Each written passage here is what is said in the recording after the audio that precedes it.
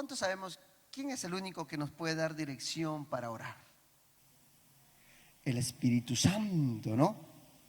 Y ahí está la responsabilidad de nosotros, los hijos de Dios, de estar conectados con el Espíritu. Amén. Justo estaba conversando con una persona en la tarde. Me decía, pastor, yo sé que en mi vida me han pasado muchas cosas, me decía. Yo le digo, y tienes que orar para que el Espíritu Santo te haga recordar esas cosas que te afectaron a ti.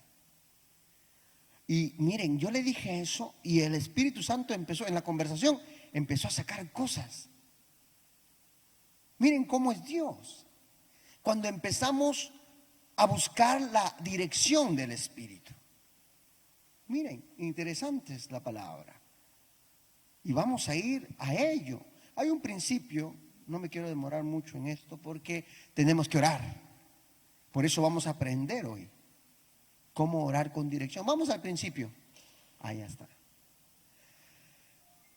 El principio dice, la efectividad de la oración depende de que nos acerquemos a Dios de acuerdo a las pautas reveladas en la palabra. Hay pautas en la Biblia que indican cómo debemos acercarnos a Dios, cuándo debemos acercarnos a Dios.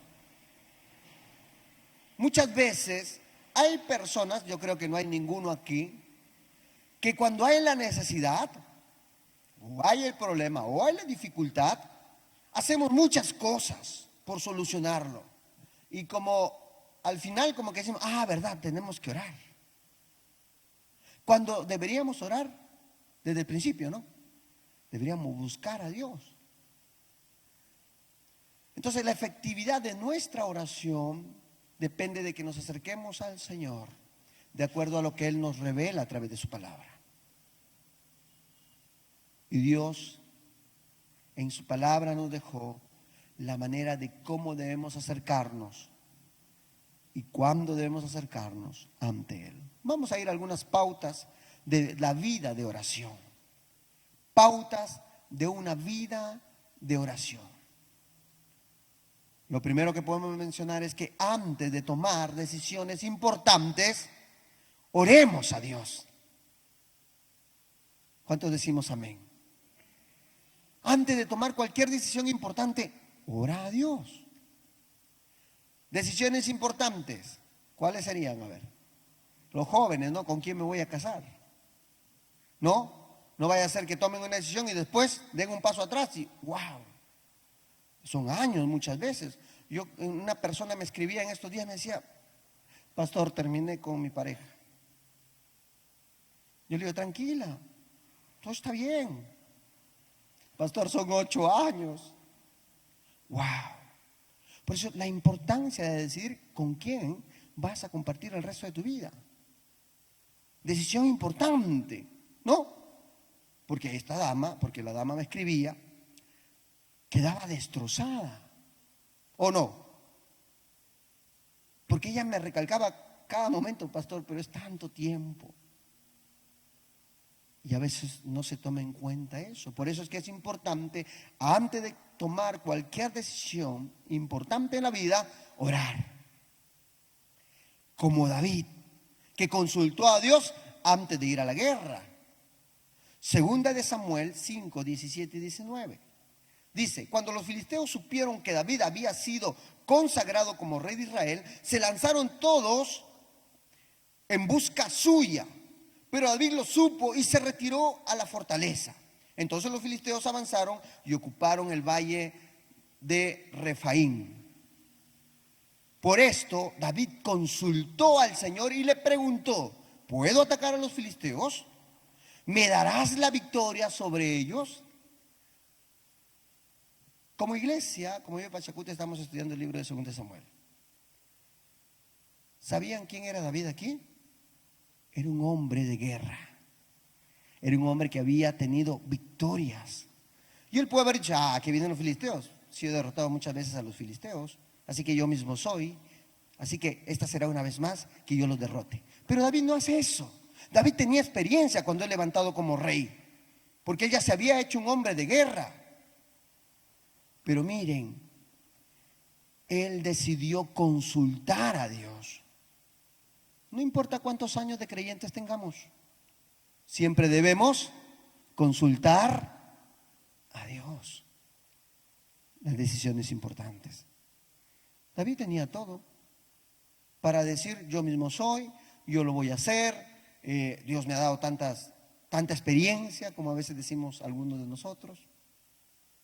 Pero hermanos, llega un momento, llega un punto que ni con toda la experiencia del mundo podemos hacer algo por la circunstancia o la situación que se nos presenta. ¿Sí o no? ¿Verdad? Por eso la importancia de buscar a Dios, de clamar a Dios. Y David pregunta, él no se aferró a su experiencia, ni siquiera se aferró al hecho de que Dios lo había escogido como rey, ¿verdad? Porque Dios lo había puesto a David como rey ya. No se aferró a eso. Él siempre consultó a Dios. Y la persona que está a tu lado, tienes que consultar a Dios. Amén. Consulta a Dios. Es interesante la palabra. Avancemos.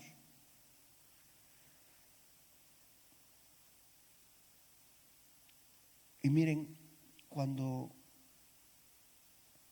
Dios determina actuar, Él va a abrir caminos delante de nuestros pies.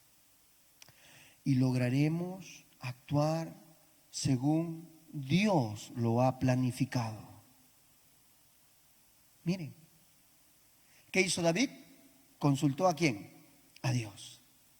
Y la respuesta de Dios es importante. Y el Señor le respondió. Segunda de Samuel debería ser el 5:19.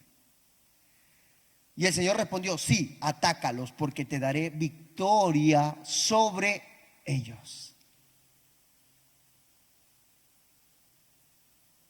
Hay victoria cuando somos humildes y reconocemos que no lo sabemos todo. Y que todo lo que sucede en nuestra vida, hermanos, es Dios quien lo hace. Amén. Es Dios quien está actuando. En la iglesia hay un mover muy bonito en Ibe Pachacute. Y yo siempre le digo a los hermanos: gracias a Dios. Porque no es gracias a mí, hermanos. De repente un día yo no voy a estar. Aunque por mí, yo le digo a los hermanos: si Dios me dice quédate aquí toda la vida, los tendré que aguantar y ustedes aguantarme a mí. Pero Dios está haciendo algo bonito. Y eso no es porque haya alguien especial. No, simplemente Dios derrama su gracia. Y en eso debemos ser muy humildes en reconocer quién es el que hace las cosas. Diga: no soy yo, es Dios. Amén. Es Dios. Lo bonito que pasa en tu vida, en tu familia, no eres tú, es Dios quien lo está haciendo. Entonces, cuando David consulta a Dios, Dios le dice: ve, atácalos, porque yo te daré la victoria sobre ellos. Qué bonito, ¿no? Y cuando Dios responde, ¿cuántos sabemos que Dios cumple su palabra? Amén. ¿Verdad? Dios responde y cumple su palabra. Avancemos.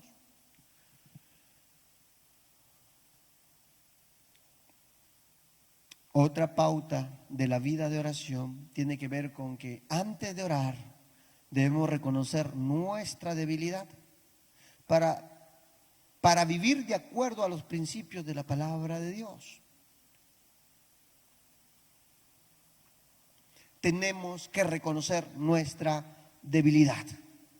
Esto no tiene nada que ver con que a veces agarramos y decimos: no, todo lo puedo en Cristo que me fortalece. ¿Qué pasa? Que venga el diablo y todo lo puedo en Cristo que me fortalece, ¿no? Hermanos, llega el momento difícil donde verdaderamente, como dice el pastor, donde las papas queman. Que sí o no, que a veces no sabemos qué hacer. ¿Verdad? ¿Le ha pasado a usted? ¿Hoy soy el único que le pasó? No, todos. Creo que a todos, ¿no? Pero debemos reconocer cuáles son nuestras limitaciones, hermanos. Miren, mi hermana Lucy no me va a dejar mentir. ¿Qué nos dijo el doctor?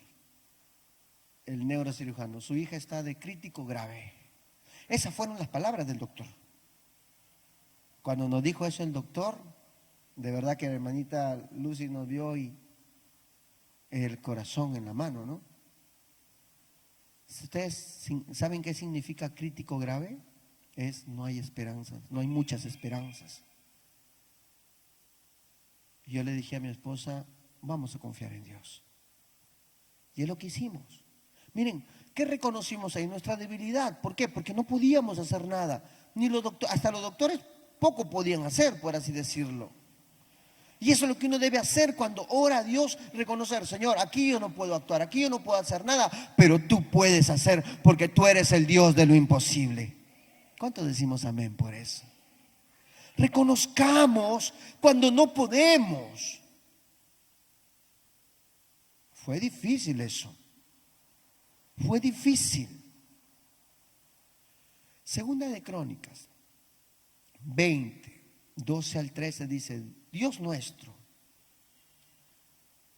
no vas a castigarlos, pues nosotros no tenemos fuerza suficiente para hacer frente a ese gran ejército que nos ataca. Está con el pueblo de Israel pidiendo ayuda a Dios.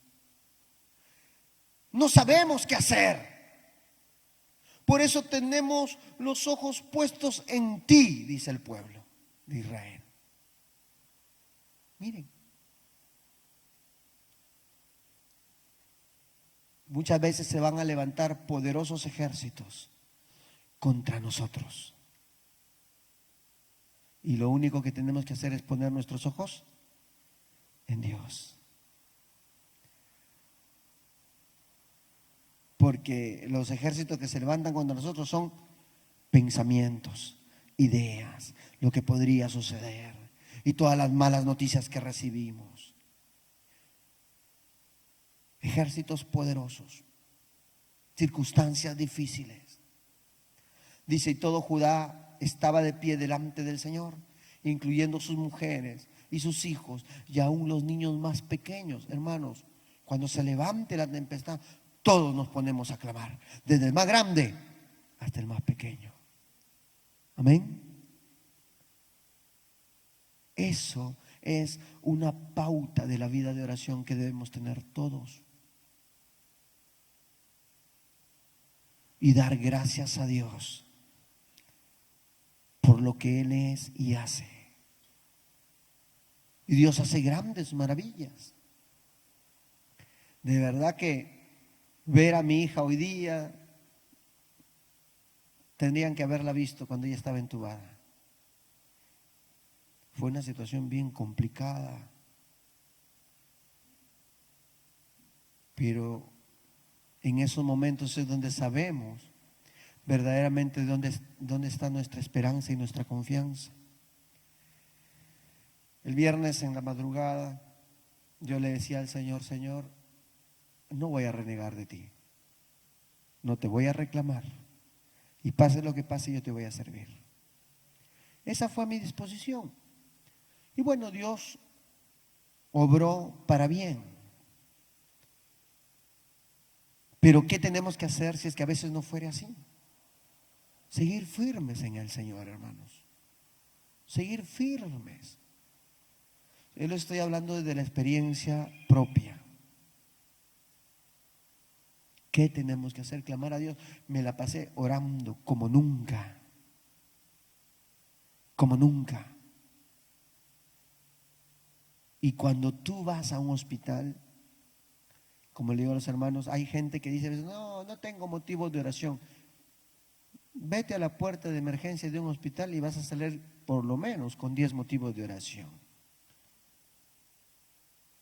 Porque entran accidentados, entra de todo tipo de gente. Yo he visto personas llorando por la pérdida de un familiar, imagínense. Desesperados. Hermanos, y muchas veces nosotros nos quedamos sin motivos de oración. entre comillas, porque motivos de oración hay muchos. Hay muchos. Mi esposa, mientras ya mi hija estaba ya en neurocirugía, ya estábamos con ella, se enteró de que había un niñito recién nacido, creo, que le habían operado a la cabeza o algo así. ¿Y saben cuál era la mala noticia? Que no había cama UCI para ese niño. Y esas noticias, mi hermana Lucy sabe que son constantes en el hospital. Cuando me dijo eso mi esposa, a mí me partió el corazón, es un niño. Y la enfermera le decía a mi esposa, ustedes han tenido suerte que su hija ha encontrado todo. Doctores, gracias a Dios no pasó en pandemia, hermanos, porque en pandemia mi hija se iba. Porque no había atención en pandemia, ¿verdad? No había, todo estaba abocado al COVID. Y Dios es bueno. Porque desde el primer momento, como dicen, han reaccionado rápido. No, yo creo que fue Dios. Fue Dios. Fue Dios que me permitió a mí vivir todo lo que viví cuando me enfermé y también estuve en el hospital, estuve en UCI. Cuando yo veo a mi hija mal, yo la agarro en los brazos, le digo a mi esposa, está mal la bebé, hay que llevarla al hospital ya. Porque mi esposa pensó que estaba soñando. Pensó que le iba a pasar. Y gracias a Dios, miren, el mismo día, eso fue viernes en la madrugada, el viernes mismo le operan a mi hija. Y Dios dispuso médicos, gente, enfermera que atiendan a mi hija. ¿Y todo eso quién lo hace? Dios. Aquí no hay suerte, hermanos. Aquí es Dios y lo que Él ha dispuesto para cada uno de nosotros. Yo le contaba a la escuela de pastores que tenemos los domingos. El día domingo que le dieron de alta a mi hija, yo no sabía en la mañana. Y yo salgo porque mi esposa llegó a reemplazarme, yo había estado sábado todo el día y toda la noche de sábado para domingo. Mi esposa llega a cambiar de turno conmigo para ver a la bebé. Yo salgo al hospital y quiero tomar un taxi y el taxi me quiso cobrar 20 soles. Normalmente me cobran 15, yo dije mucho. Yo dejé al taxista y me dice, ya te cobro 13 meses. Dije, ¿tanto se bajó? Bueno, pues de repente me quieren robar, no sé, pero ya tomé el taxi. Hermanos, lo que me dijo el taxista, yo creo que fue Dios. Porque yo estaba hablando con mi esposa y el taxista escucha, pues, ¿no? Cuando termino de hablar con mi esposa por teléfono, porque yo estaba yendo a mi casa, el taxista me dice, señor, ¿sale de guardia al hospital? Sí, le digo. ¿Que su esposa acaba de dar a luz? No, le digo. Mi hijita estuvo mal. Y le conté, me dice, a ver, cuénteme, me dice, le conté todo. Me dijo, él me dijo a mí, lo bueno es que ya le operaron y su hija nunca más va a sufrir de eso. Y él me dijo muchas cosas de lo que los doctores nos dijeron a nosotros. Me dice, ¿usted sabía que todos tenemos eso? Y los doctores nos dijeron, de 10 personas, 7 lo tienen. Y solo el 2% presentan complicaciones como lo que presentó mi hijita. Y eso nos da a entender, hermanos, no tenemos la vida comprada. No tenemos, esto le puede pasar a cualquiera. Mi hija no se ha caído, es un mal congénito, ella nació con eso. ¿Y saben qué más me dijo el taxista? Yo lo escuchaba atentamente. Yo era el pastor, pero él me estaba hablando a mí. Y yo lo escuchaba atento. Me decía, ¿sabe qué? Eso debe saber, usted debe saber que lo que ha pasado con su hija es porque hay un Dios, me decía, que es real. Y yo era el pastor. Y es más, me dice, su hija tiene un propósito. Y yo creo que no era cristiano. De repente fue un ángel, ¿no? Pero era Dios hablando. Miren todo lo que Dios me dijo en ese ratito. Y así es Dios. A nosotros nos pasan cosas curiosas. Cuando mi hijo Bruno era bebito, él sufrió de asma. Sufría de asma. Nosotros sabemos que si llegar con nuestro hijo que no puede respirar, a que lo nebulicen, a que le estabilicen su respiración. Y tanto que anduvimos por aquí, por ahí una vez nos cruzamos con un doctor, también así igualito.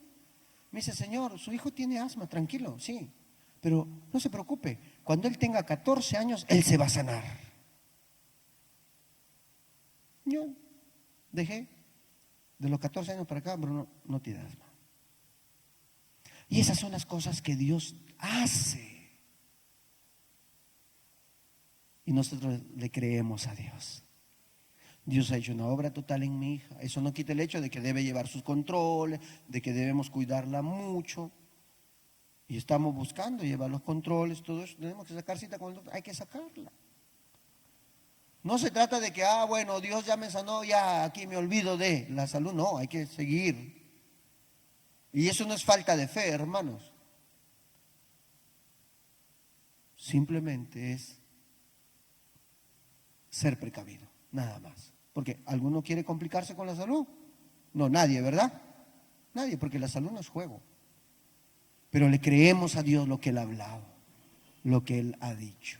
Entonces, antes de orar debemos reconocer nuestra debilidad. Avancemos. Y lo mejor es que Dios responde poniéndose al lado del que clama. Dios responde y se pone a nuestro lado cuando clamamos a Él. Y Él toma nuestro problema como suyo. Miren, eso es importante. Tu problema no es tu problema, es un problema que Dios se apropia. Miren, porque la Biblia dice, segunda de Crónicas 20, 13 al 14, dice: y estando todo el pueblo reunido, Jaziel, hijo de Zacarías y nieto de Benaías, el cual era hijo de Jehiel y nieto de Matanías, un levita descendiente de Asaf. Ese Asaf es famoso en la Biblia, ¿no? ¿Cuántos han leído en Salmo de Asaf? Ese Asaf es. Quedó poseído por el Espíritu Santo, o sea, el Espíritu del Señor lo tomó y dijo: pongan atención, habitantes de Judá. Podríamos decir hoy, ¿no? Pongan atención, amada iglesia de Dios, ¿no? Pongan atención, habitantes de Judá y de Jerusalén. Y tú, rey Josafat, el Señor dice: no tengas miedo ni te asustes, porque ese gran ejército, porque esta guerra no es de ustedes, sino de Dios. Amén. Qué bueno es Dios cuando habla, ¿no? Y hoy te dice Dios: esa lucha que tú tienes, esa guerra que tú tienes, esos conflictos que tenemos, no son nosotros, no son de nosotros, son del Señor. Amén. ¿Cuánto le dan un fuerte aplauso al Señor por eso? Dios toma nuestro problema y lo hace suyo, porque Él pelea la batalla por nosotros. Amén. Avancemos y hablemos de una pauta más de oración. La real motivación al orar es que Dios sea glorificado en la respuesta que nos dé, sea que nos agrade o sea que no nos agrade, sea lo que no nos agrade o sea lo que deseamos. Mientras mi hija estaba mal, me habló un amigo y me dice: Dios me ha hablado, me dice. Y me dice: Dios me ha dicho que tu hija va a estar bien. Hasta de Argentina me han escrito, imagínense. Dios me ha hablado y me ha dicho que tu hija está bien, que tienes que empezar a dar gracias y glorificar a Dios. Esas fueron sus palabras. Tienes que dar gracias a Dios y glorifica a Dios por lo que Él ya hizo, me decía. Y es una pauta de la oración. Nuestra motivación al orar debe ser que Dios sea glorificado en la respuesta que Él tiene, sea la que queremos o sea la que no queremos. Segunda Reyes 19:19 dice: ahora pues, Señor y Dios nuestro, sálvanos de su poder, para que todas las naciones de la tierra sepan que tú, Señor, eres el único Dios. ¿Saben cómo debemos orar? Señor, manifiesta tu poder. Eso que los doctores dicen a veces que es suerte, porque la última doctora que me llamó para darme el informe médico de mi hijita me dice que ustedes han tenido suerte, Señor. Ese es Dios. Es Dios, eso no es suerte. Porque esta doctora me hablaba y me decía, su hijita es bien inquieta, ¿verdad? Sí. Uy, sí, porque está que se arrodilla, se sienta, que quiere comer, que quiere ver televisión. Ya mi hijita ya estaba mejor, gracias a Dios. Y eso que el mundo dice, qué suerte, que qué bueno que hiciste aquello o lo otro, se llama que Dios está interviniendo en medio de nuestra situación. Dios tiene el control de todo. Mientras nosotros pasábamos este tiempo, hermanos amados, yo siendo pastor, me tuve que confrontar con todas aquellas palabras que a veces decimos, ¿no? Como, tranquilo, Dios tiene el control, Dios te va a ayudar, Dios va a sanar a tu familiar. Todas esas palabras que uno a veces dice, ahora desde la propia experiencia. Y cuando Dios obra tan maravillosamente, que yo tuve que repetirme a mí mismo todas esas palabras que le he dado a mucha gente. Y palabra que ha sido respaldada por Dios. Una vez unas hermanas me llaman, hija de una hermana mayor, ya allá en Pachacute, en el tiempo en que el COVID era muy fuerte. Me dice, pastor, mi mamá está entrando a hospitalización por COVID, en la segunda ola, creo. La verdad que yo no sé de dónde a veces le digo las cosas a la gente. Y yo le dije, Dios va a sanar a tu mamá. Tu mamá va a salir. Después que colgué dije, ¿y por qué le dije eso? ¿Y si no lo hace Dios? El problema que me iba a meter. Pero cuando Dios habla, habla, ¿verdad?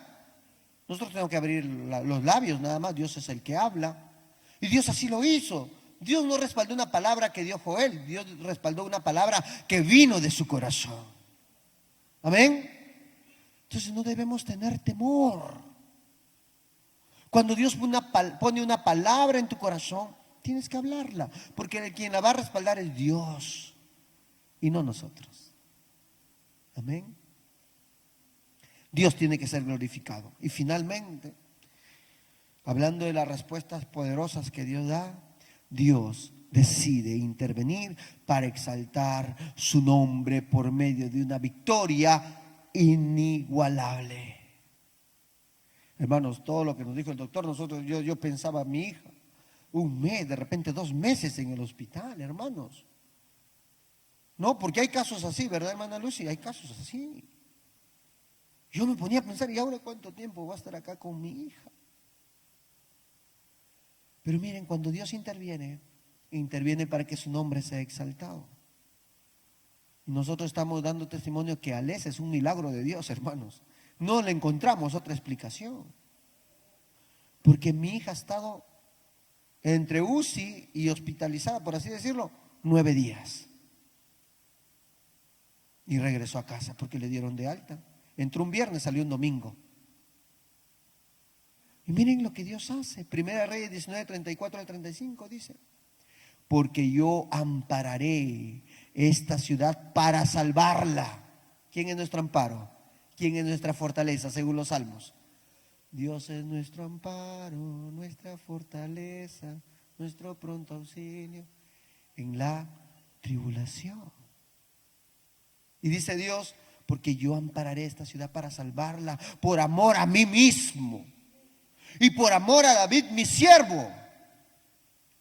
¿Cuántas veces Dios podrá decir eso? Yo voy a salvar, yo te voy a rescatar, yo voy a sanar a tu hijo, a tu mamá, a tu papá, a tu familiar, por amor de mí mismo y porque tú eres mi sierva o mi sierva.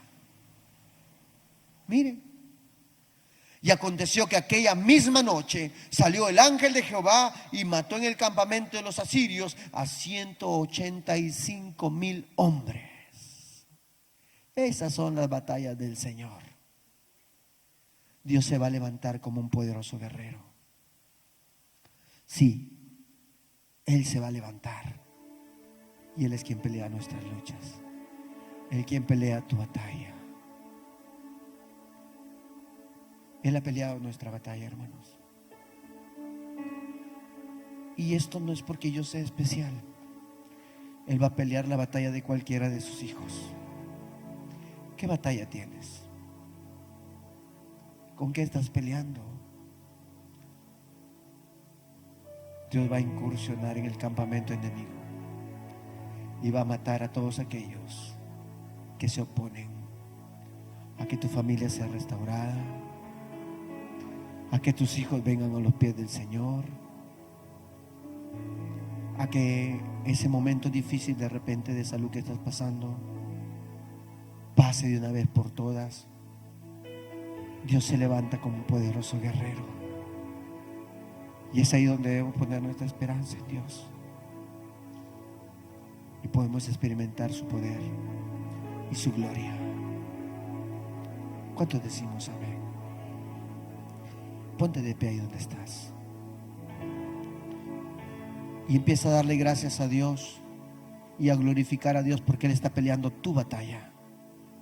Porque la Biblia enseña que Dios hace de nuestras batallas su batalla. El Señor le dijo al pueblo de Israel: no es su batalla, es mi pelea. Y una vez más la pregunta va por: ¿con qué estás batallando?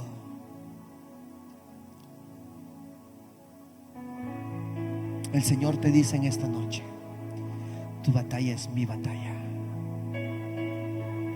Yo me pongo a tu lado cuando tú clamas. El Señor te dice: yo me voy a glorificar en medio de tu situación. El Señor te dice: yo voy a recibir gloria por lo que voy a hacer en tu vida, en la vida de tu familia, en la vida de tus hijos. Yo voy a ser glorificado, dice el Señor. No temas, como Dios le dijo al pueblo: no temas.